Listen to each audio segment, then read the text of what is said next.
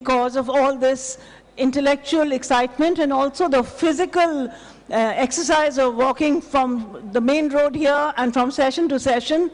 And I can see that mixture of elation and exhaustion in everybody's face here. The thing about this festival is that we are looking at Indian literature and international literature and the place of Indian literature in international literature. And so it's my very great pleasure today to introduce Emma Dawson, Varughese. And Emma is a non-academic academic, right?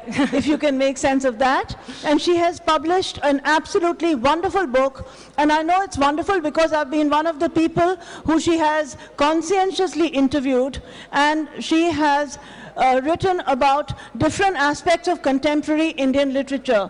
You've just come from a session where we talked about post-colonial critiques and high intellectual attitudes to understanding literature. But here, she's taken a very different attitude, and a lot of her writing is about chick-lit and crick-lit and the popular, and analyzing what it is that the new India is trying to read. But she's using the language of academics to understand the new popular fiction. So I'm going to hand over first to Anjum Hassan to talk a little bit, not only about this book, but about the need of having some kind of a critical framework to see what is happening around us. Anjum was looking puzzled that, oh, is that what I was going to talk about? But what I meant was that... I'm wondering how to get a mic.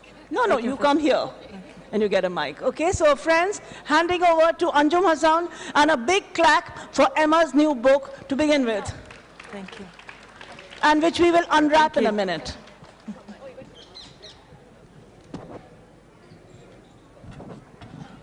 Yeah, I'm really happy to be talking a little bit about Emma's new book, which I learned about exactly 2 days ago. And I, as is typical of a writer, I went to the bookshop and I quickly opened the book to the chapter where she writes about my novel, because I first wanted to know what she says about me. Yeah, but it's an interesting, very interesting book from the little that I read of it, because I think we're at a very strange, critical, very, very loquacious, energetic period in the writing of Indian English literature, because there's so much being published. We're trying to create genres, we're trying to create new languages, we're trying to write about things that have never been written before, and it's all seemed to have happened in this way only in the last 10 years or so. And I think Emma's trying to make sense of what is going on in Indian English literature over the last decade. When I was writing Neti Neti, my second novel, which is set in Bangalore, which is the novel that Emma talks about in her book, I had this urge to describe everything, because there were no models in my mind for how to write about the city of Bangalore. I hadn't read a contemporary novel about Bangalore. There didn't seem to be one. And yet, at the same time, my character was an outsider to the city. So I was trying to describe the city, but it was also an experience of estrangement for the character, an experience of alienation. Someone moving through this landscape not as an insider, but as an outsider. So what I had to do is I had to both create the stage and I had to create the character. And I think what is useful about this book is that it will help you to understand writers who are trying to do similar things in their own way. Create the stage of the fictions they're writing and people it with the characters that they want to talk about. So that's all I have to say. I wish Emma great success with this book, and I'm going to hand it over to her now for her to tell you a little bit about the writers that she's written about and how she's approached them. Thank you. Thank you. I have my, yeah, thank you. Namaskar, Sat Sri Akal, Assalamu Alaikum, good afternoon.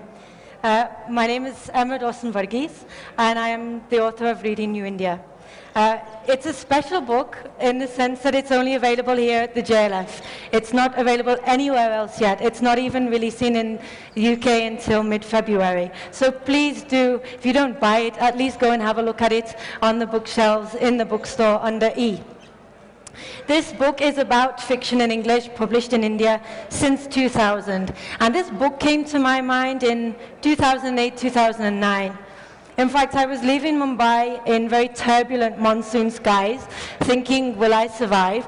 And I started to think more and more about my next project. And I thought, what can we say about the literary scene in English of fiction from India? It was approaching then the 65 years of independence that we're enjoying this year. In that way, Reading New India is a literary and cultural analysis of fiction in English from India, and it aims to move the debate beyond the post-colonial. So much of the writing that I discuss in this book is not recognizable by the tropes and guises of what we term as post-colonial literature. The readership is actually for you people here in India. It's for students, it's for researchers, it's for an interested public who want to know about the contemporary scene of Indian fiction in English. I'm going to just read a little bit from the preface, say a little bit about the chapter content, and then finish with a few matters from the conclusion. India has witnessed immense change since the turn of the millennium, and 2012-13 celebrates 65 years of independence for India. Reading New India explores this new landscape through Indian fiction in English, fiction published within India since the millennium. The book considers this body of fiction against earlier notions of Indian literature in English and against the contemporary socio-cultural backdrop of New India.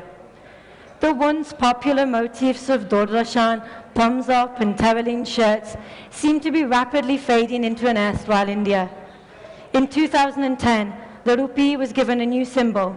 A blend of the Devanagari script Ra and Roman R meant a new symbol for a new India. Shiny LPG auto rickshaws continue to populate the streets of India's metropolises. Chetan Bhagat muses, "What does young India want?" Anna Hazare fasts for an end to corruption. India's Got Talent plays on flat-screen TVs, and home loans are on the rise. Reading New India attempts to capture this moment in its analysis of India's new fiction of English, offering insight and analysis of contemporary India and considering what and where India's future directions might be. Since this book is both a literary and cultural studies analysis of the field, it doesn't use post-colonial theory to interrogate it, rather it suggests we're beyond that. So the book is interested in looking at the dominant themes and trends of post-millennial fiction in English and looking at what these are saying about contemporary society. So I'll just give a quick overview of the contents and then finish with some conclusions. The Urbanscapes chapter is the one that opens the book, and it takes us to Adiga's last tower, Hassan's Bangalore via Shillong. We wear Reeboks under saris in colors almost single, and fight a very handsome political enemy in Chauhan's battle for Bitra. My research revealed a growing body of fiction on cricket, and it's something I term as cricklet. If we can have chiclet, why can't we have cricklet? These are narratives about cricket and murder, cricket and love, cricket and corruption. And I was thinking when I was listening to the panel here yesterday on cricket, it was said there doesn't seem to be much interface between the sport and cultural production. And I was right at the back, no one would have heard me, but I wanted to shout, yes, there is. There is a growing body of cricket, there's a growing body of narratives that interrogate cricket. Not surprisingly, there's a chapter on call center dramas and corporate lives, a dominant feature of the new Indian landscape. Trivedi's Call Me Dan, we meet Gautam, or Dan, his girlfriends, and we have an insight into his bright future in New India. Bhagat's call center novel has us all hanging on, fixing appliances, fixing hearts, lives, only to be rescued at the end by the faithful dupatta. My MSM chapter on sexuality takes us, if we like it or not, into Churchgate Blues, up the Western Lane and into Joseph Saraswati Park. It also includes writing, crime writing, as well as graphic fiction. I'll just finish and then, okay. So just to finish with a few conclusions. The significant element of the configuration of the old and new that we're discussing here is significant in its absence of the old and the old. There is a lack of old stories being told in old ways in this body of post-millennial fiction. This volume is aimed to demonstrate that a significant amount of post-millennial fiction in English from India is less recognizable by these tropes and guises of the post-colonial, and in parallel with many of the political, economic, and socio-cultural developments of the last 10 years in India. It's engaged with telling new stories, often, but not always, in new ways. And these fictions talk directly of and to New India, and at the heart of these fictions is the exploration and examination of Indianness in India today. Thank you for your time. Thank you.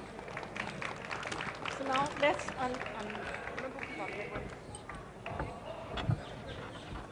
Thank you, Emma. So now Thank for you, that Namita. important moment of unwrapping the book. Here we go. A big clap. Thank you. Thank you. Thank you, Namita. Thank you. Thank you. Sorry, I had to cut No problem. That's fine. No problem. Thank you, Namita.